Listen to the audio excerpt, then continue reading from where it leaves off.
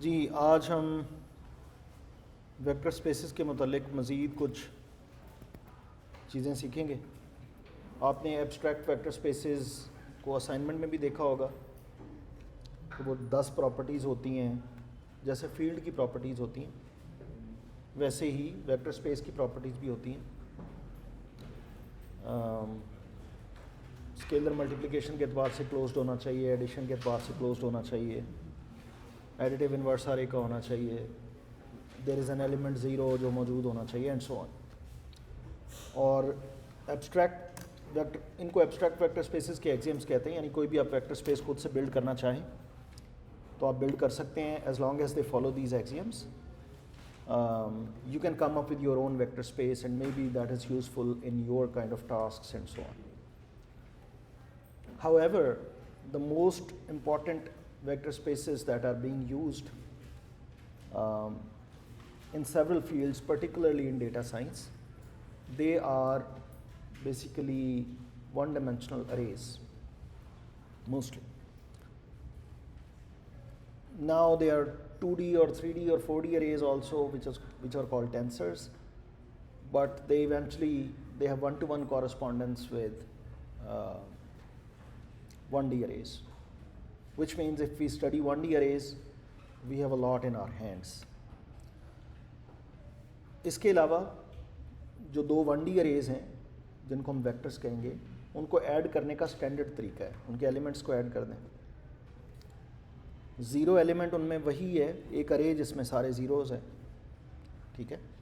और scalar multiplication, अगर हम स्केलर्स रियल नंबर्स को यूज़ कर रहे हैं या कॉम्प्लेक्स नंबर्स को यूज़ कर रहे हैं, स्केलर्स आपने देखा कि फील्ड होती है, कोई भी स्केलर्स आप यूज़ कर सकते हैं, but normally mostly we use real numbers and occasionally we use complex numbers also, but engineering point of view से इनके अलावा नॉर्मली हम कम यूज़ करते हैं, ठीक है।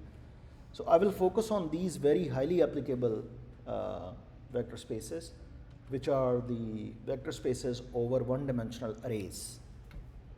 सही है? यानी ये मैट्रिक्स की रोज़ की सूरत में हो सकती हैं, these are all 1D arrays. ये मैट्रिक्स की कॉलम्स की सूरत में हो सकती हैं, these are all 1D arrays, or in any other shape. Okay? So basically, if we keep the definition of addition being the simple definition, ordinary definition between two arrays, let's say we have two arrays A, B, C, you can, simply think them as column vectors or array of 3 elements, okay. Then the addition is simply another element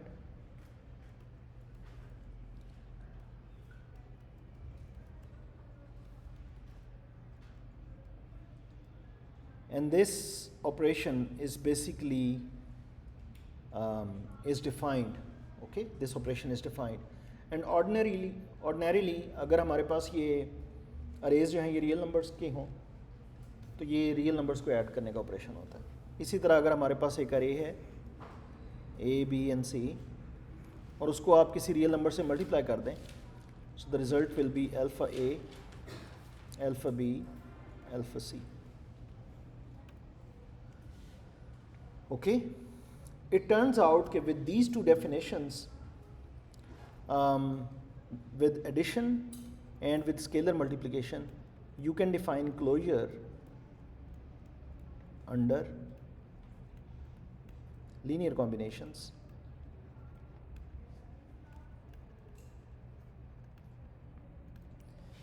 यानी एक set of arrays अगर वो linear combinations के एतबार से closed है तो वो वेक्टर स्पेस है।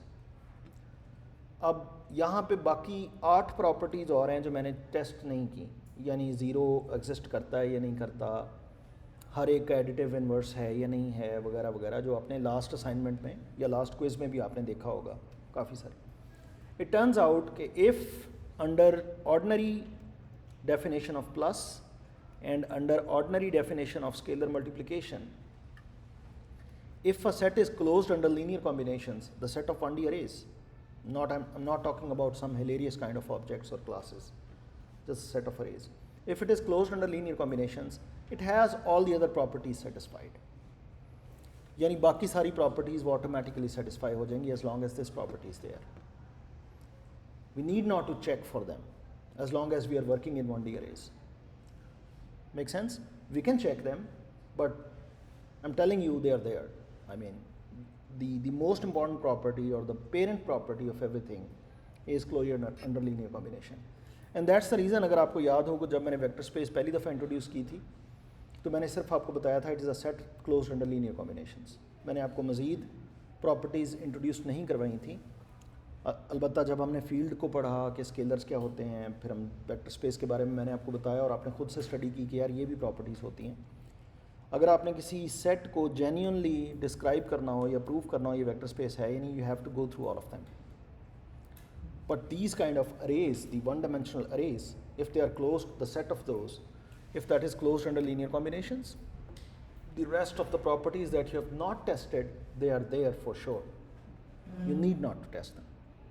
That's why we will be only testing these properties as long as we are working with 1D arrays being vectors. And the definition of plus and scalar multiplication is the ordinary definition. Okay? Make sense?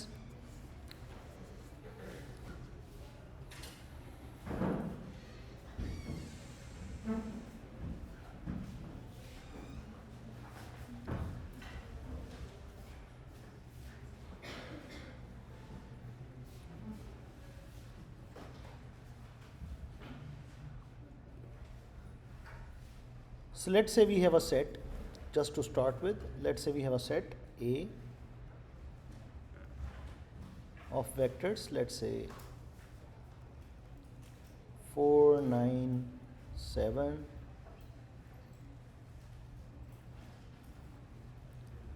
1, 5, 3,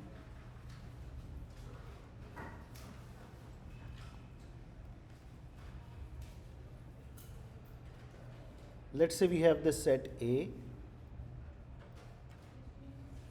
which has these three arrays, okay, or vectors. First one is 4, 9, 7 and this and that. There is a particular operation that you can perform on a set which is called span.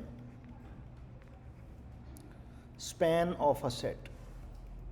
What do we mean by span of a set? Span of a set is another set. Typically it's a huge set. अगर आप real numbers, अगर आप finite field की बात नहीं कर रहे, जो नॉर्मली इंजीनियरिंग में हम नहीं करते, फाइनाइट फील्ड नहीं होती हमारी फील्ड, हमारी नॉर्मली रियल नंबर्स होते हैं, दीज आर आवर स्केलर्स. तो ये स्पैन हमेशा इन्फिनिट सेट होता है एक्सेप्ट फॉर वन केस. वो मैं केस बाद में बताऊँगा. जब भी आप किसी सेट का स्पैन लेंगे, the resultant set is infinite always. The exceptions are, अगर आप finite field यूज़ करते हैं, that is an exception, which जो कि हम real examples में यूज़ नहीं करेंगे.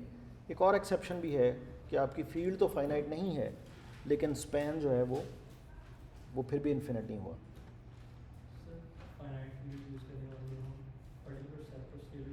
Yes. नहीं, finite field यूज़ करने का मतलब कि आपने जो स्केलर्स चूज़ किए हैं, that set is finite. Scalars are possibly, जैसे हमने उस दिन देखा था, वही स्केलर्स हैं. स्केलर मल्टीप्लिकेशन करनी है, उन्हीं से करनी है, एंड सो ऑन. क्लियर है? तो स्पैन क्या होगा? स्पैन ये होता है किसी सेट का, उस सेट के अंदर मौजूद जितने भी वेक्टर्स हैं उनके तमाम पॉसिबल लीनियर कॉम्बिनेशंस. मिसाल के तौर पे इन तीनों का मैं एक लीनियर कॉम्बिनेशन लेता हूँ, मेरी मर्ज़ी है, मैं पहले वाले वेक्टर को 2 से मल्टीप्लाई कर देता हूँ, 4, 9, 7, इसको 2 से मल्टीप्लाई कर देता हूँ. नेक्स्ट वेक्टर को मैं 1 से मल्टीप्लाई कर देता हूँ, और जो नेक्स्ट वेक्टर है उसको मैं लेट्स से पाई से मल्टीप्लाई कर देता हूँ. ज़रा मल्टीप्लाई करना मुश्किल होगा लेकिन चले 10 कर लेते हैं. समझ आ रही है ना? तो अब जवाब में एक वेक्टर आएगा. वो वेक्टर क्या होगा ज़रा बताएं मुझे. फर्स्ट एंट्री क्या होगी? 8 + 1 + 50. दूसरी एंट्री होगी 18 जमा 5 जमा 140, 18 और 5 23, 140 163। तीसरी एंट्री क्या होगी 14 प्लस 3 प्लस 100 170। तो ये एक लीनियर कॉम्बिनेशन आ गया, ऐसा ही है। जब मैं कहता हूँ एक लीनियर कॉम्बिनेशन तो इसका मतलब है वन पर्टिकुलर चॉइस ऑफ अल्फाज, this choice, this is a choice, so this is one choice, 2 1 10, that's one choice. You can change the choice, you can get another combination. Yes, you can change the choice, you can get another combination and so on. So span contains all possible linear combinations, which means you have tried all possible choices and you have not missed any choice and you have placed each and every vector there. Obviously दो मुख्तलिफ choices ऐसी हो सकती हैं जो same vector generate कर रही हो, तो चूंकि सेट है ना, डुप्लीकेट सेट पे आते ही नहीं है, तो वो सेट पे वो तो एक ही दफ़ा आएगा लीनियर कॉम्बिनेशन, सही है। So basically this is all possible linear combinations of a set is called span of that set. Clear है? और इसको पढ़ते ऐसे हैं, ये एक सेट है ना, स्पैन ऑफ ए, तो हम कहेंगे इस सेट का हम नाम रख लेते हैं बी। वैसे तो इसको स्पैन ए कह रहे हैं, इसका नाम हम रख लेते हैं बी, लेट्स से। इसको पढ़ते हैं ऐसे हैं, ए स्पैन्स बी, ए स्पैन्स बी, ठीक है जी। और इस वेक्टर के बारे में हम क्या कहेंगे, इस वेक्टर के बारे में हम कह सकते हैं this vector is in the span of A.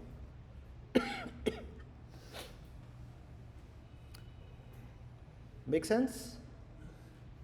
Yes. तो स्पैन के बारे में आपको क्या चीज़ें पता चली?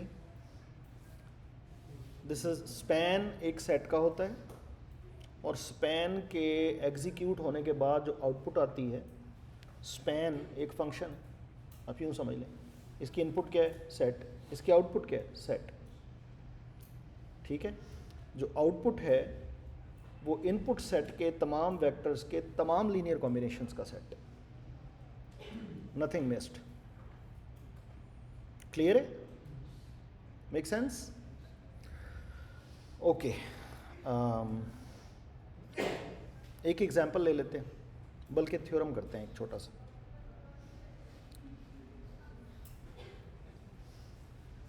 Let's say A is,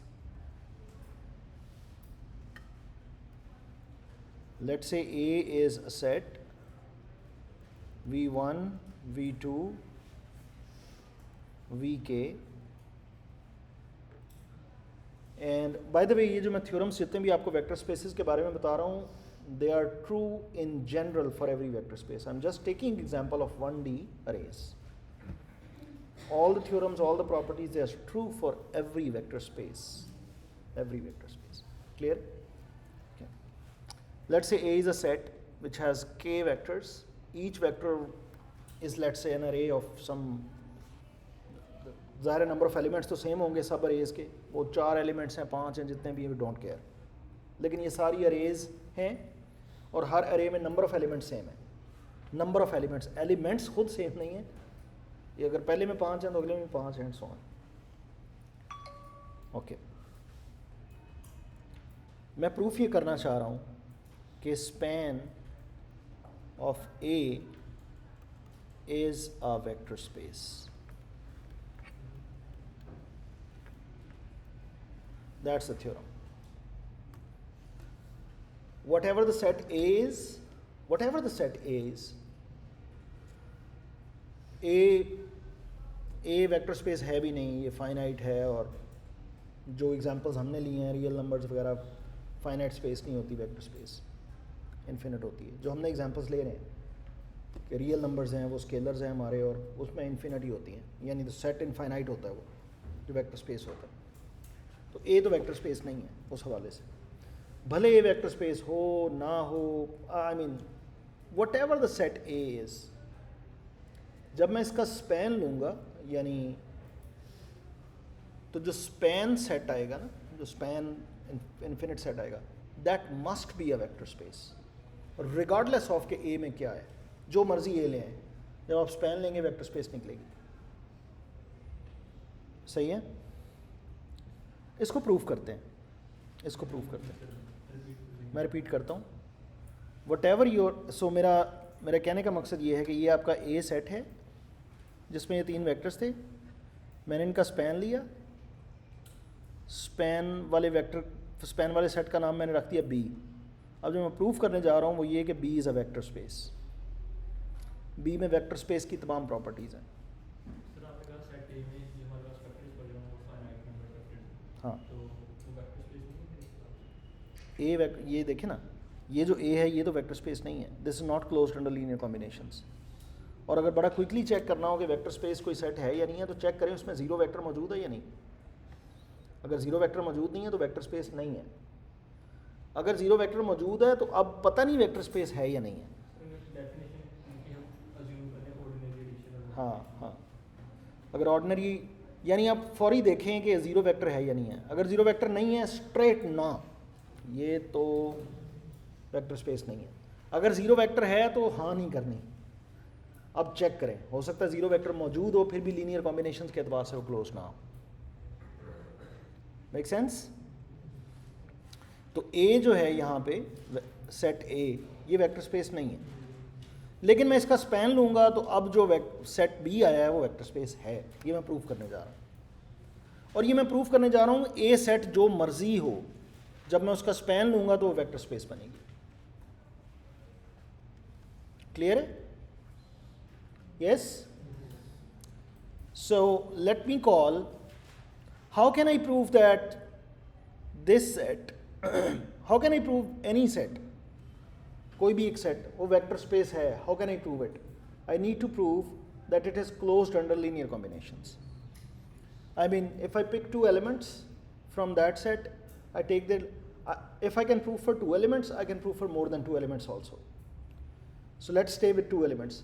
I pick 2 elements from the set, I take their linear combination, the resultant element is also in the set.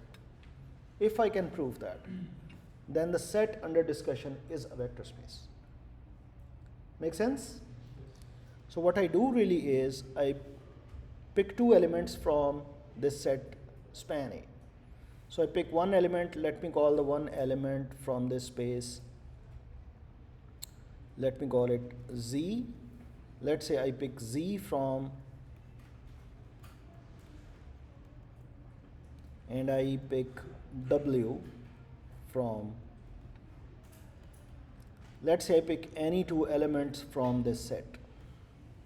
Okay? What I need to prove is the following. I need to prove that alpha Z plus gamma W also belongs to span of A for any possible choice of alpha and gamma, I mean, no matter what. If I can prove this, given this, अगर ये मुझे given हो तो मैं अगर ये proof कर सकूं तो मैंने प्रूफ कर दिया कि A span of A is a vector space. और ये महज स्पैन ऑफ A के लिए नहीं है, किसी भी वेक्टर स्पेस के लिए प्रूफ करना हो, that is something you have to prove. So far so good? Okay, any idea how can we prove it?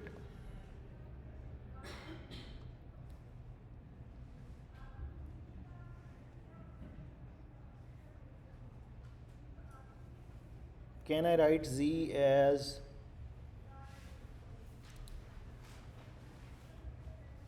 beta 1 V1 plus beta 2 V2 beta k Vk?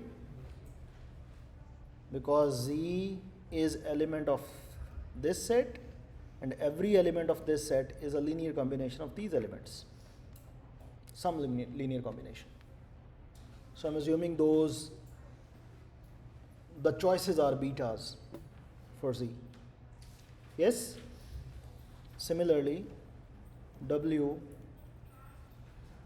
can be written as zeta 1 V1 plus zeta 2 V2 zeta k Vk. These betas and zetas, they are real numbers. Okay? So far so good? Make sense? Okay. Now let's say I multiply this with alpha z is just multiply this with alpha, and gamma w, multiply this with gamma. Okay? So far so good? Now add them up. What will be the result? So what will be the result of the sum?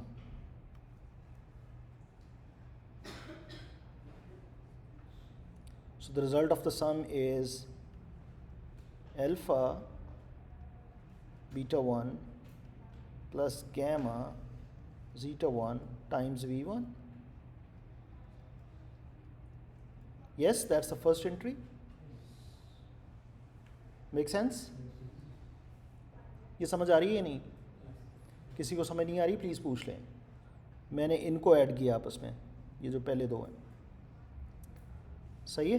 V1 common ले लिया. इसी तरह अगर इधर से मैं V2 common लूँगा तो क्या आएगा?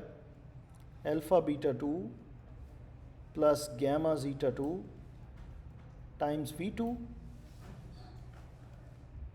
Plus so on. यहाँ पे भी एक नंबर आएगा और फिर Vk. Yes?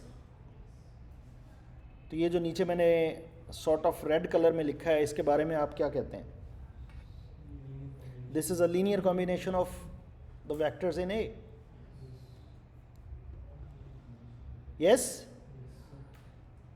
Because this is linear combination of vectors of A, it must be in span of A. Hence proved.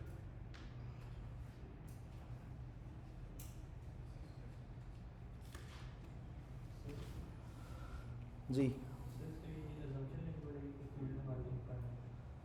नहीं, ये फाइनाइट के लिए भी दुरुस्त है, ये फाइनाइट के लिए भी दुरुस्त है. लेकिन अभी जो मैं बात कर रहा हूँ ना, दैट इज़ यानी real numbers as scalars and 1D arrays as being vectors, because आप जस्ट उसी पे फोकस रहें, आप वो फाइनाइट और एब्स्ट्रैक्ट वेक्टर स्पेसिस पे ना जाए ना. वो जस्ट आपको बताना ज़रूरी था कि आपको पता हो कि एक्चुअल डेफिनेशन क्या है. इसमें किसी का कोई सवाल है तो पूछ लें.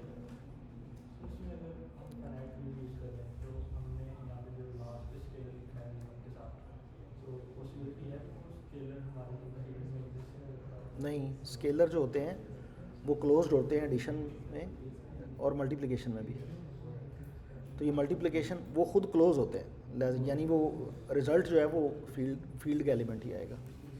और इधर स्केलर्स ही हैं, आपस में ऐड हो रहे हैं, मल्टीप्लाई हो रहे हैं. इसमें किसी का कोई सवाल है तो पूछ लें प्लीज़. Is this okay?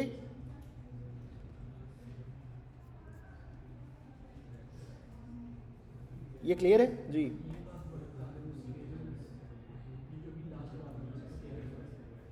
वो आमिर का सवाल ये था कि अगर फाइनाइट फील्ड हो तो फिर ये जो आपने alpha beta 1 plus gamma zeta 1 इनको मल्टीप्लाई करके ऐड किया, तो क्या ये उसी फील्ड का पार्ट रहेगा? तो मैंने कहा हाँ जी रहेगा, क्योंकि फील्ड की डेफिनेशन है कि field itself is closed under multiplication, it is closed under addition.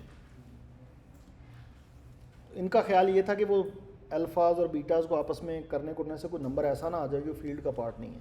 तो वो आएगा, क्योंकि फील्ड की डेफिनेशन ये है, वो उसी के अंदर रहेगा.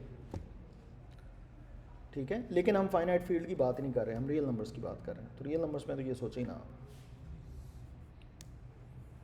सही है जी?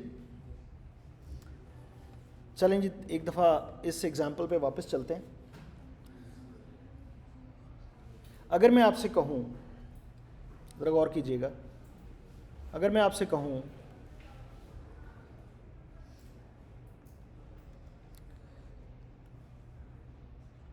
कि आप एक फैक्ट्री लगाना चाह रहे हैं, मुख्तलिफ़ कंपोनेंट्स आपने बनाने हैं, और उस फैक्ट्री में एक कंपोनेंट ये है, दूसरा कंपोनेंट ये है, और तीसरा कंपोनेंट आप ये है. इन 3 कंपोनेंट्स को यूज़ करते हुए you make a lot of products. और आपको ये भी कहा जाता है कि आप इस हर कंपोनेंट की जितनी मर्जी पोर्शन यूज़ कर लें, बल्कि एक कंपोनेंट का इफेक्ट दूसरे कंपोनेंट में से सब्ट्रैक्ट भी कर सकते हैं, यानी you can take negative of this in addition. तो सवाल ये है कि कितनी मुख्तलिफ प्रोडक्ट्स आप बना सकते हैं। अगर आपने एक फैक्ट्री लगानी है तो how many different products you can come up with. मेरी बात समझ में आ रही? यस। जितनी ज़्यादा प्रोडक्ट्स बनाएंगे हम कहेंगे कि आपकी फैक्ट्री की डायमेंशन उतनी ज़्यादा है। डायमेंशन को मैं एक्सप्लेन करता हूँ क्या होती है, लेकिन अभी मैं सिर्फ इसके साथ इसको जोड़ रहा हूँ कि किसकी फैक्ट्री बड़ी है। बहुत बड़ी फैक्ट्री है, बड़ी फैक्ट्री उसकी शायद ज़्यादा होगी जो ज़्यादा किस्म की प्रोडक्ट्स बना सकता है, या ज़्यादा प्रोडक्ट्स, मुख्तलिफ प्रोडक्ट्स हैं ना। स्पैन ऑफ ए के अंदर हर एक वेक्टर एक प्रोडक्ट है जो उन तीनों कंपोनेंट से मिलके बनी हुई है, और हर प्रोडक्ट फ़र्क है क्योंकि ये सेट है, सेट में डुप्लीकेट्स तो नहीं होते। सही है। तो कितना बड़ा सेट आप बना सकते हैं। जो बड़ा सेट बना सकता है वो ज़्यादा, उसकी बड़ी फैक्ट्री है और छोटी फैक्ट्री। समझ आ रही? अच्छा, अब ज़रा गौर कीजिए कि इसको मैं कंपोनेंट कहता हूँ कंपोनेंट 1, कंपोनेंट 2, इसको मैं कहता हूँ कंपोनेंट 3। एक और साहब हैं, उनके पास सिर्फ 2 कंपोनेंट्स हैं, C1 एंड C2। तो जाहिर है वो जो फैक्ट्री लगाएंगे उसको हम कहेंगे स्पैन ऑफ C। वो भी एक बहुत बड़ा सेट होगा, इन्फिनिट सेट होगा। यस। आप मुझे ये बताएं कि बड़ी फैक्ट्री किसकी है, A की या C की? क्यों? नहीं, इनफाइनाइट तो हैं, लेकिन क्या A के अंदर यानी स्पैन ऑफ A के अंदर कोई ऐसी प्रोडक्ट्स हैं जो स्पैन ऑफ C के अंदर ना हो?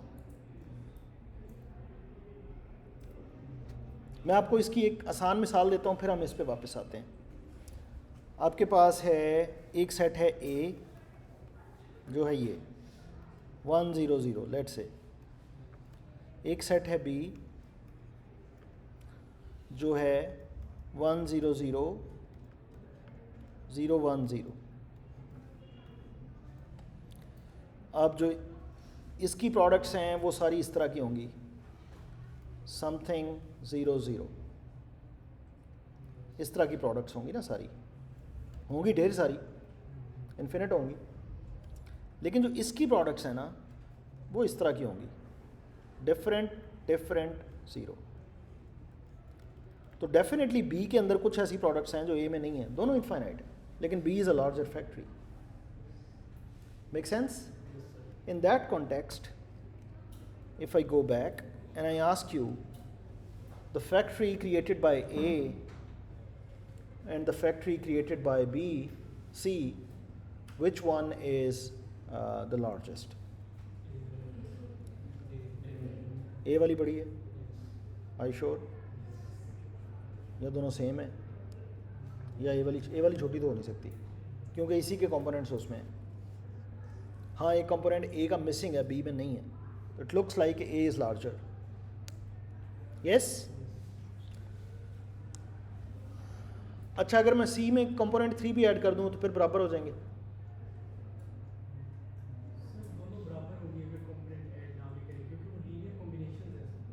कौन सा?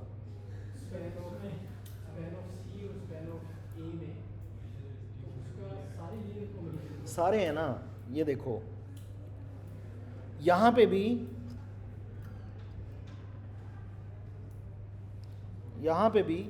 ये स्पैन ऑफ A है और ये स्पैन ऑफ B है।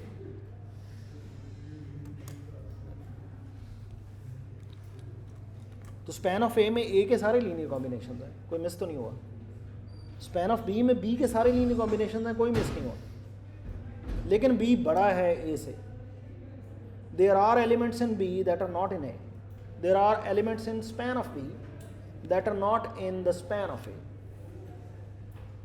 क्योंकि B में एक कंपोनेंट एडिशनल है, ये दोनों कंपोनेंट सेम है A और B के, ये एडिशनल है। जी, आपका सवाल है? नहीं होगा मेरे ख्याल में, मुझे लगता है सवाल है आपका। खड़े हो ज़रा जी, किससे खड़े तो हों जनाब जी। स्पैन के बारे में पूछा आपने इससे, फिर क्या बताया उसने? HTML वाला स्पैन वो बता दिया उसने। चलें वो बताएं HTML वाला स्पैन क्या होता है।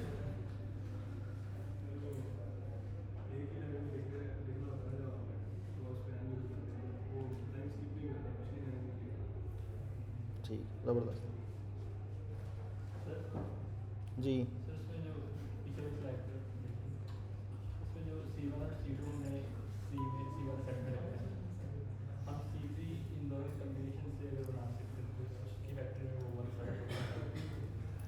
इधर गौर से देखिएगा, यहाँ पे जो कंपोनेंट C3 है ये खुद C1 C2 से मिलके बना हुआ है। ज़रा गौर से देखें, अगर मैं सिंपली C1 C2 को ऐड कर दूँ आई गेट C3। यस, यानी A के अंदर अगर C3 ना भी होता, A के अंदर अगर C3 ना भी होता, A would have been just as big as before, क्योंकि जो चीज़ C3 ने कंट्रीब्यूट करनी है वो C1 C2 मिल के कंट्रीब्यूट कर लेंगे। Make sense? मेरी बात समझ में आ रही है? दोबारा से देखें, because C3 itself is generated by C1 and C2, whatever C3 is going to contribute can be contributed by C1 and C2 together. So what I want to say is C3 cannot contribute something additional. मेरी बात समझ में आ रही है? लिहाजा जो span A है और जो स्पैन C है इस केस में they are same. You can be misguided by counting the number of components कि यार ये components इसके 3 हैं, इसके 2 हैं, तो शायद इसकी फैक्ट्री बड़ी होगी। समझ आ रही है? जैसे एक बंदे के पास स्टॉक पड़ा हो लोहे का, रॉ लोहा, और साथ उसके रॉ जो है वो पड़ी हो वुड और प्लास्टिक, 3 कंपोनेंट्स। अब लोहे और प्लास्टिक को मिला के आप वुड नहीं बना सकते, वुड और प्लास्टिक को मिला के लोहा नहीं बनता, ये नहीं बनते ना। और एक और बंदा हो उसके पास लोहा भी हो, वुड भी हो, प्लास्टिक भी हो और वुडन डोर्स भी हो, बने बनाए वुडन डोर्स, तो वो कोई नई चीज़ क्या बनाएगा? वो यही कह सकता है ना मेरे पास तो वुडन डोर्स हैं। तो जिसके पास रॉ वुड पड़ी वो जब मर्जी वुडन डोर बना ले, as long as he need it. हाँ, वो कुछ शायद चीज़ें क्विकली बना ले लेकिन एडिशनल नहीं बना सकता। ये मेरी बात समझ में आई आपको? और इंशाल्लाह यही हमारी नेक्स्ट क्लास में बेसिस बनेगी इस चीज़ की कि किसी वेक्टर स्पेस की डायमेंशन क्या होती है, ये वाली बात जो जिस पे मैं ख़त्म कर रहा हूँ। ठीक है जी, चलें, बहुत शुक्रिया।